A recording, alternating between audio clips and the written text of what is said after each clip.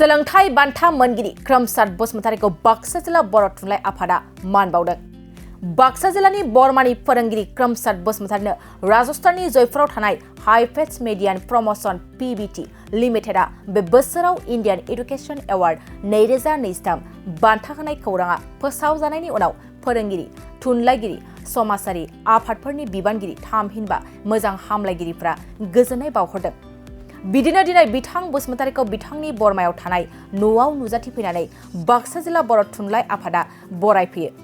बरायफैनाय हाबाफारियाव बाक्सा जिल्ला बर' थुनलाइ आफादनि आफादगिरि बिनोद चन्द्र स्वर्गियारी, नेहाथारि हेमेन देउरि, लोगो नेहाथारि दुलाल स्वर्गियारी, फुकन दैमारि, लेङाइ आफादगिरि करगेश्वर बर', रांथुमगिरि डिम्बेश्वर बसुमतारी, सानजादगिरि कुलुराम ब्रह्म आरो मिरु सोद्रोमा शरद चन्द्र रामसियारी बिथांमोना नुजाथियो।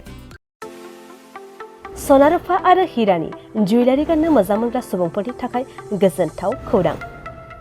दासान्दि फुजा बोथोरखाय खम बेसेनाव फानगासिनो एमएससीबी जुवेलार्सआव सना रुफा आरो हिरानि समायना रमायना जोंख्लाबनाय जुवेलारिज। एमएससीबी जुवेलार्सआव मोननो हागोन राजकोट जुवेलारि, कास्टिं जुवेलारि, कलकाता जुवेलारि, मेसिनजों बानायनाय जुवेलारि आरो आखाइजों बानायनाय जुवेलारि।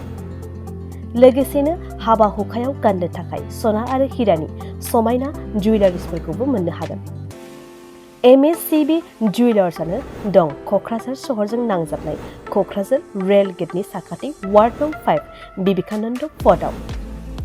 एमएससीबी जुवेलार्सजों थोंजोङै जगाजग खालामनोबो हागोन 9954273079 जानबुं अनजिमायाव।